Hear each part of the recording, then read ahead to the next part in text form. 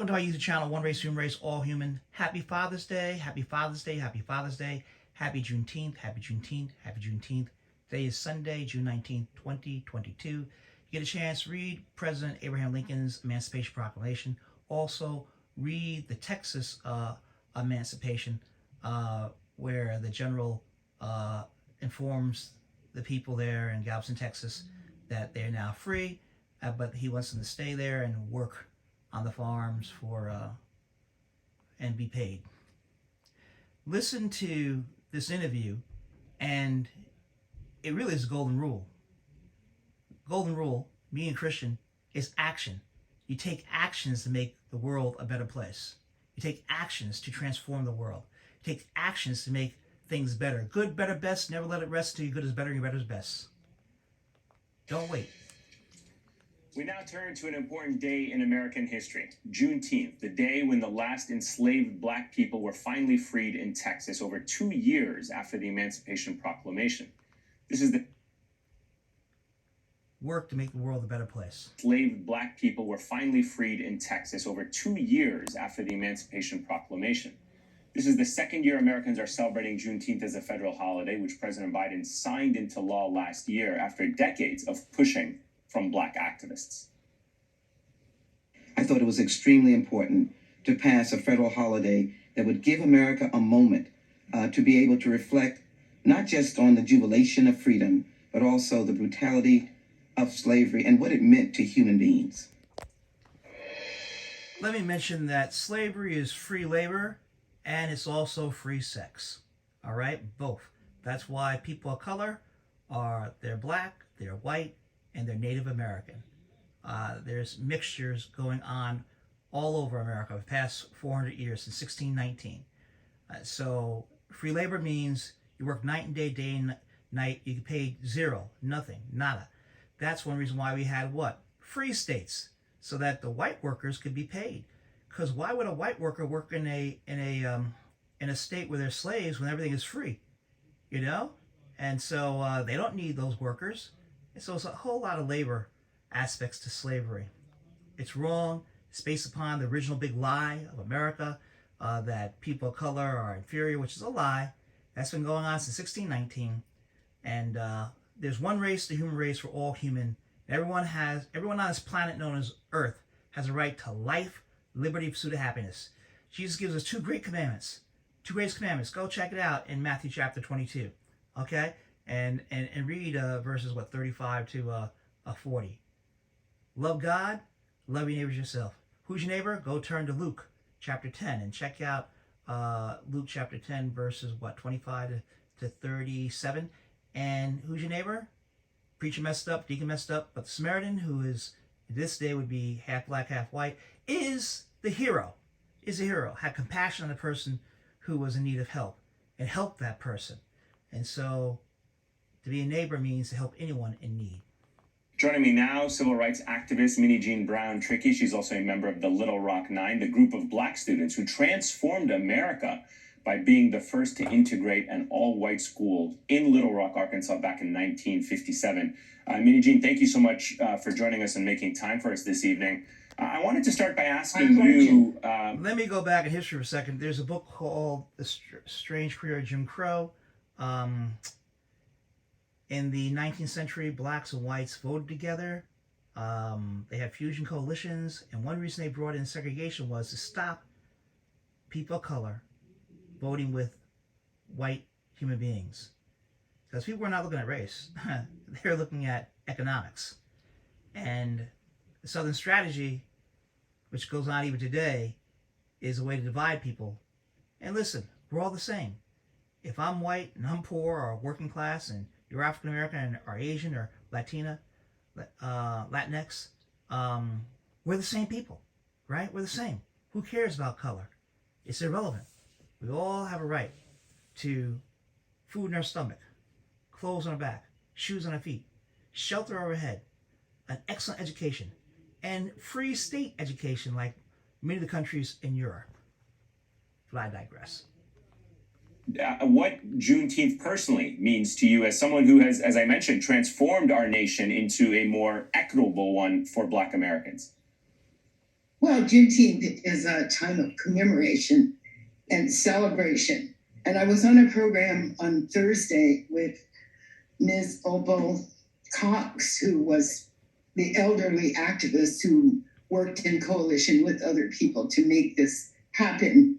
And one of the things she said is we need to think about and learn from events such as the end of enslavement so that we don't make the same mistakes. And I certainly agree with her. But I have a proposal that everyone read On Juneteenth by Annette Gordon Reed, because she analyzes it before and after. And I think since we suffer so much from what I call profound intentional ignorance, I think we have to dig deeper and not just see the party part of Juneteenth and use it as an opportunity to educate ourselves.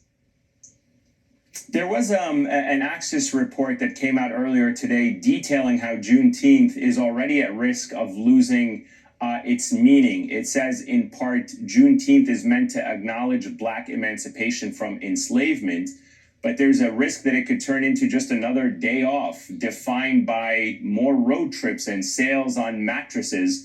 And it's something that we see happen so many times in this country, the commodification of a federal holiday. Is this something that you worry about? Well, I kind of worry because with the Dr. King holiday, I keep hearing two phrases. I have a dream, and the other one is content of character. And yet Dr. King has, at the King Center at Stanford, 7 volumes of work. And I think we have to be really careful as a society not to simplify and take everything down to 25 words or less. So that's my challenge. Let's be critical thinkers. Let's find out. Let's pay attention and use these opportunities to find out things about ourselves and how people work together to make this holiday happen, building coalitions. So there's so many lessons in this process. So let's pay attention to those lessons and respond in kind. There has been, as I'm sure you're fully aware, there has been renewed calls for racial justice and equity following George Floyd's death and the birth of the Black Lives Matter movement. How does the state of racial affairs in this country compare to when you were integrating high school in the 1950s? What are the similarities? What are the differences?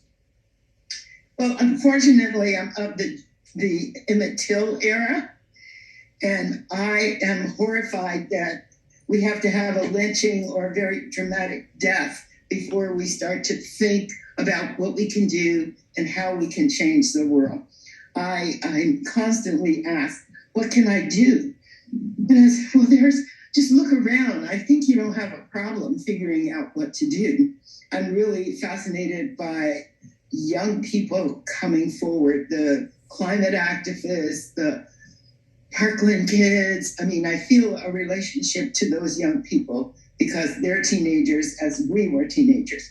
But we have to stop having a dramatic death before we act. We should have acted.